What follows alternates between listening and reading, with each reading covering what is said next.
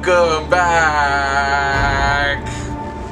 WandaVision, the epic throwdown between Agatha Harkness and Wanda goes down. Ready for the new magic that Wanda's gonna throw at you in the season finale of WandaVision. Now, for all intensive purposes from here on out, I'm gonna refer to Agatha Harkness as Aggie.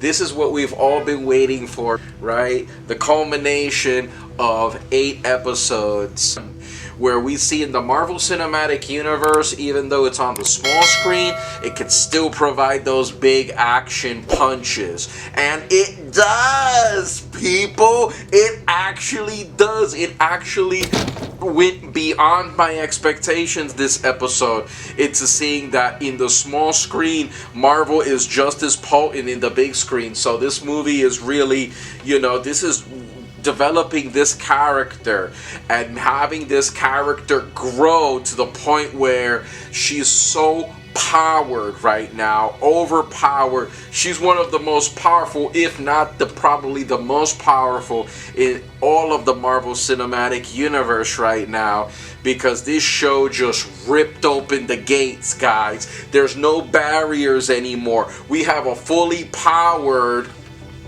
Scarlet Witch on our hands, that with her powers it's like a real comic book fight in the street, because as soon as the boys bounce and Aggie is like, she's absorbing the energy blasts. Give them over to me and I'll let you keep this little piece of the world of Westview, this little imaginary make-believe world that you created. I'll let you keep that. Wanda's looking at her hand and it's all withered and frail, and it's like, she's one of those energy parasites. Aggie is like, hey little girl, you're in over your head. You gotta give that power up to someone who knows what to do with it. And boom, she approaches the car after Wanda threw a car at Aggie's head. She comes to the house and she sees under the car there's like a pair of boots. It looks like the Wizard of Oz, it looks like ding dong, the witch is dead. Witch, oh witch, the wicked witch. Ding dong, the wicked witch is dead. So it's just like Viz, he's white now. Head to toe. He is basically Sword's weapon. So, Wanda thinks he's good and he's crushing her skull. She tells him, like, I'm sorry I made this world or whatever. He's like, I know you made it, but, like, can you control what's happening? Can you, like, get us out of this? So, now we see 2 fights in the sky, right? Because now we see, like, Wanda's fighting Aggie in the sky, and the 2 visions, the good vision and bad vision, are fighting each other in the sky. And, like, Monica Rambeau, she's seeing this from Pietro's house or whatever. It looks like she's Pietro's prisoner for whatever reason, right? Like, she's there not to interfere with the event. So, Pietro is the placeholder for Monica. And it looks like he still has powers. So, he's still doing his Quicksilver thing. But that was kind of like a fake out, because he's not anything to do with, like, X-Men or the MCU or anything like that, which was pretty much a shame, really, because I was really rooting for him to be, like, in the MCU as Quicksilver. But oh well, we can't get everything we want, but that would have been nice. That was like a nice, little thing to have there. Monica overpowers him and finds out that his name is like Ralph Boner. It's like this kid. So it was never Wanda's house. It was like the house of this guy called Ralph Boner, and it's like he was being controlled all along by like an evil necklace that I guess that was Agatha who put that on him. Now we see Hayward's happy about this because he sees Vision is fighting, and like Jimmy, who's there, is like, Jimmy's telling Hayward, listen Hayward, you're done. Jimmy's on the side kind of like calling his FBI friends to come down and take care of Hayward, because he knows Hayward is dirty. So the next best thing is to take that cell phone out, pretend like you're, like, I don't know, using it for something, and basically call your Fed friends. Town Aggie tells Wanda, You've never been up against another witch, Wanda. Like Agatha Harkness, who of course a real Marvel character, who I think might have debuted in the issue of Fantastic Four as Reed Richards' wife's babysitter. She of course became Wanda's antagonist. According to the legend, right, and according of course to the revelation inside of the Hydra bunker or the secret base, was when Wanda got in contact with Loki's scepter and it breached that vision to an otherworldly dimension of space where she saw the silhouette of a Scarlet Witch, was connected to Salem, Massachusetts, and to the coven of the Dark Sisterhood, who also were known to worship the devil, were also known to worship, ungodly, practice dark magic and practice, all of these ungodly rituals to summon demons or to conjure forth spells, and they were witches, and of course that, they had a book of the damned.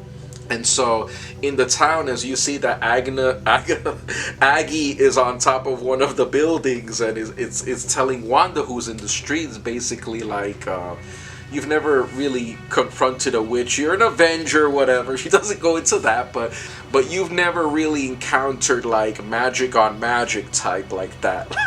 You see, you haven't really encountered a fight on that level. So she's basically telling her that, it's not even like that you've been created.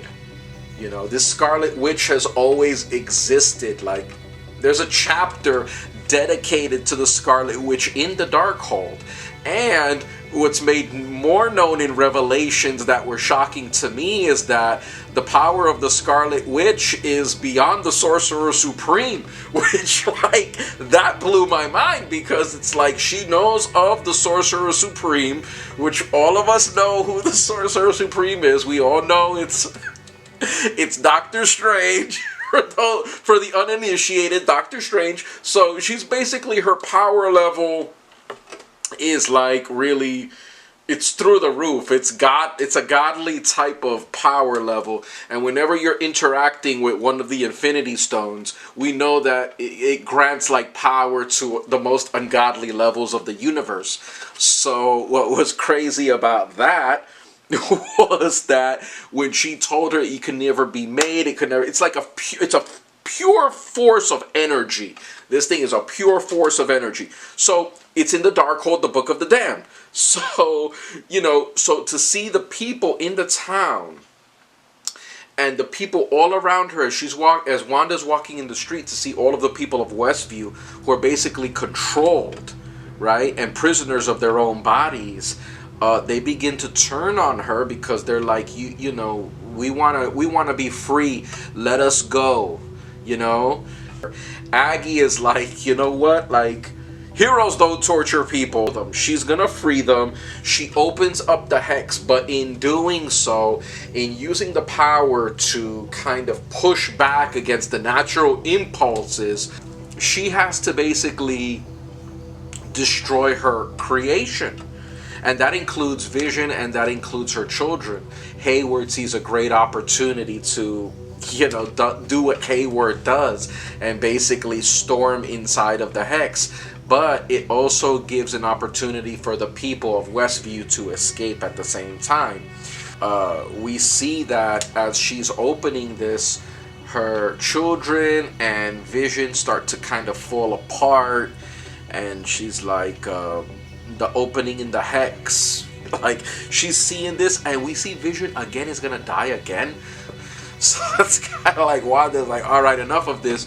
Closes the hex. The military, the sword, the organization, they're already inside of the hex. When Wanda tells the kids, who are now reformed and Vision, you know what, kids, we haven't prepared you for this life, but it's time to kind of do what you do, unleash your powers, so to speak. And it's like, boys, take care of the military.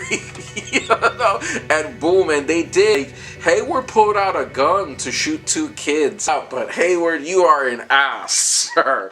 At the moment when the bullets were flying, all of a sudden you see Monica Rambeau just run out and use her newfound power that she got through entering the hex, and it's kind of like the bullets go through her but slower. And then her eyes light up and it's like, stop. You know, the bullets go through slowly through her, but the kid in the back, the one who has more of like the power of Wanda, he slows the bullet down.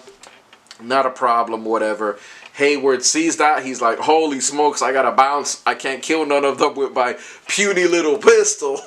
So he bounces, but then right there, Darcy just smashes into his car with the clown truck, right? Smashes into the Humvee with the clown truck. And as soon as Darcy does that, as soon as Darcy smashes the Humvee with her clown truck, she's like, have fun in jail. Good Vision and Evil Vision is such a comic book staple. You know, whatever you think of it, they always have an evil version. So in this case, it's Sword's, you know, carbon synthesoid, kind of like vibranium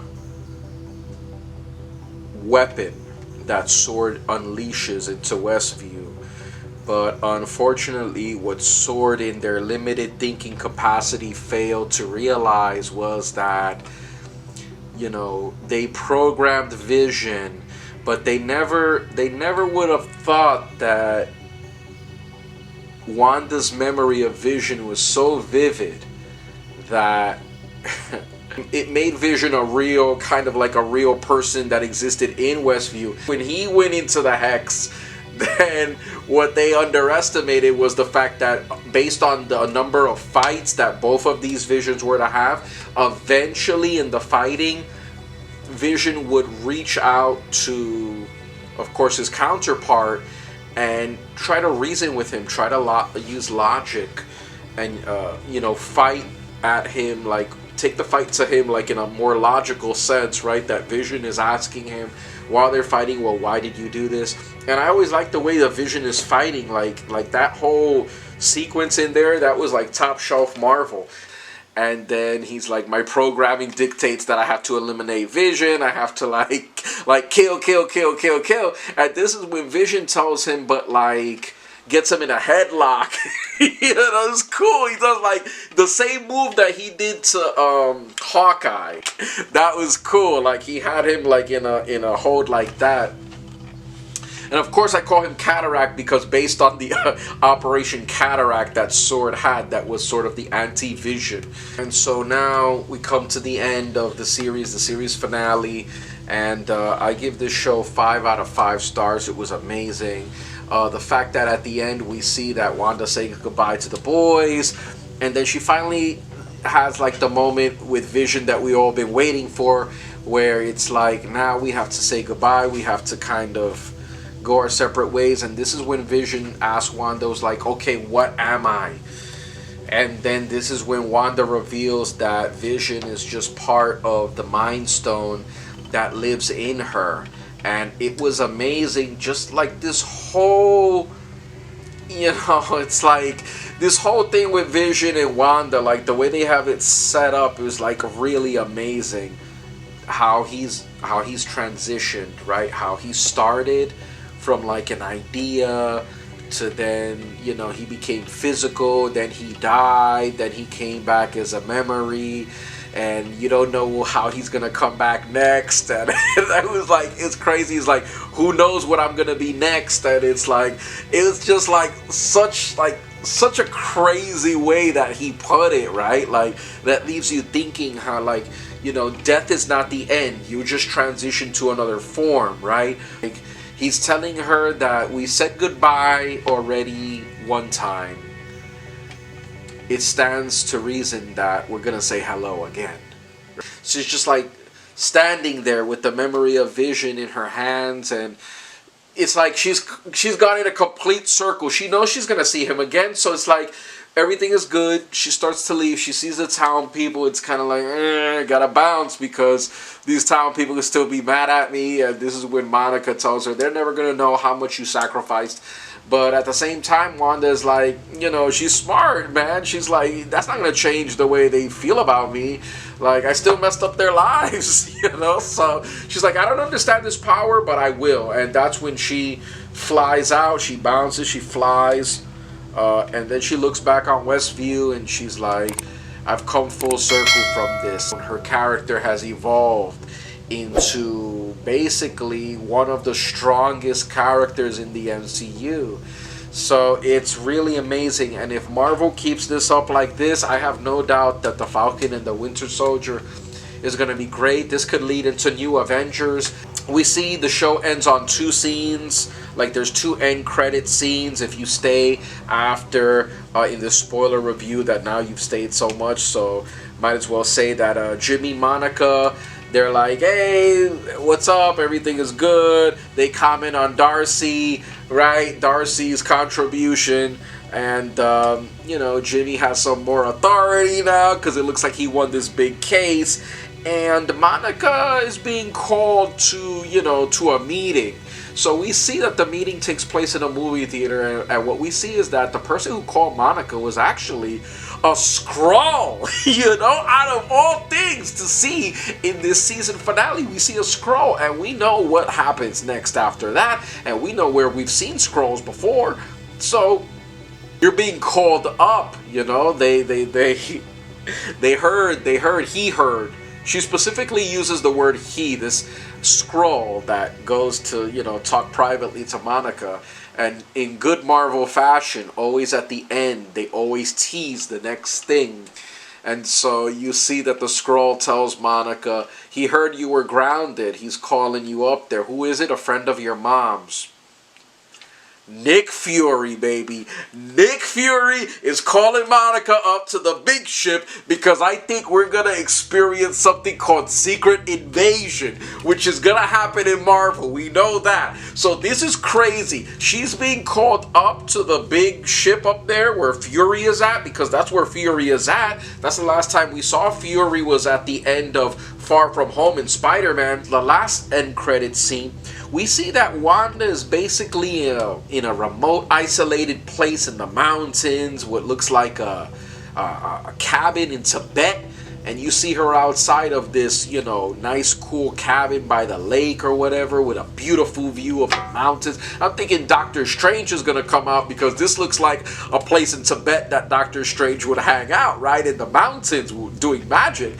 And what you see is, as Wanda goes into the you know, she goes into the cabin, she sees that her spirit form, which is the Scarlet Witch, is studying the Darkhold, the Book of the Damned. So she's reading the Book of the Damned.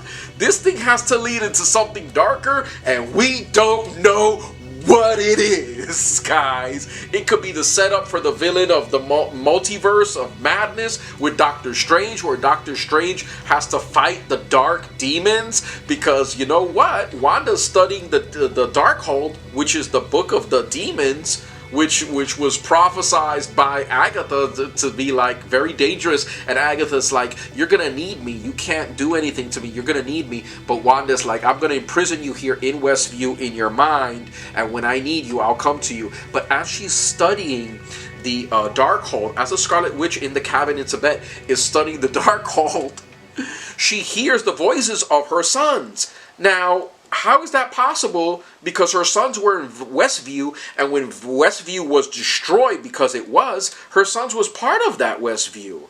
What does her sons have to do with anything? She hears the voices, Mom, help! And then that's when you see the Scarlet Witch that was reading the Necronomicon. I want to say Necronomicon, but it's not. It's the Darkhold. She's reading the Darkhold. She hears the voices, and, you know, Doctor Strange and the Multiverse of Madness, there's something that has to connect, because I heard that those kids were gonna be in the Doctor Strange movie.